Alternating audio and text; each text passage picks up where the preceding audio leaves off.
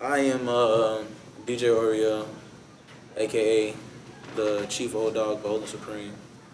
Um, no, I'm just DJ OREO, creator of Oreo Fest. Alright. Oreo Fest was created this one time I was doing some show with my man Alex Riley, and we was in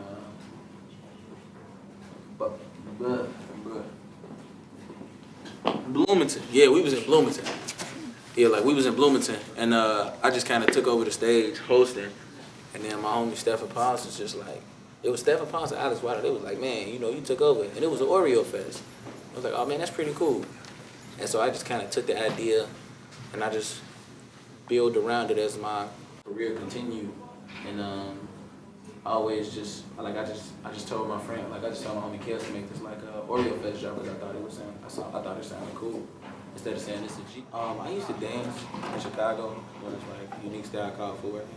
And I got tired of not hearing what I wanted to hear. So what I was doing, I started producing and making my own versions of tracks that I wanted to hear. So originally I was just like DJing footwork tracks, and then I saw like this DJ kind of like take my shine one night, and I was like, well, nobody wants to be the guy that can only do the footwork tracks. So I started DJing all types of music. The first album that I ever really listened to nonstop was Miles Davis, Feeling Kinda Blue. Like as a child, there were a lot of child prodigies. Bow Wow, Romeo. I bought Bow Wow album. Like if every child bought a Bow Wow album. So yeah, I kind of fell into that, but I was never really a rapper. I listened to Parliament a lot, Miles Davis. Buddy Guy, a lot of blues. I had a small thing where I kept listening to Will Smith, just the two of us, because I was living with my dad. So yeah, that was really it. I had a thing for EDM music before I knew what it was. I just didn't really understand it or know how to find it. I listened to a lot of hip hop, a lot of jazz, a lot of R&B. Aaliyah was the hottest thing ever when I was growing up.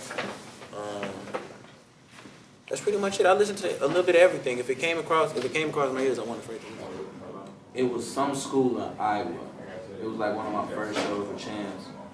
That was the first time I saw Kendrick perform, period. That was the first time I saw him perform. And it was just like the way he performs, like his chemistry with his DJ, like how he's able to hop in and out his cadences on his own songs.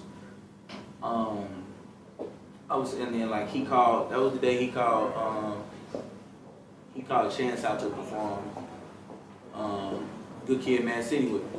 And that was a pretty cool thing to see what people do. But like, I want people to come to my Oreo Fest, because I am Oreo Fest. Everyone is individually a piece of Oreo Fest because it's a crowd control thing. And like basically, I want people to come and feel good and forget about their problems and forget about finals and midterms and boyfriends and Facebook and Twitter drama and Instagram or whatever like these things are in their life that weigh them down, because at the end of the day, I'm a happy individual, and I just want to pass on that happiness or that excitement to other people, which is why like my Instagram videos are always like so, I guess you could say, emotional or dramatic or like epic, like, because it's like, yeah, we started off in Reggie's, but who's to say where it's going to end up?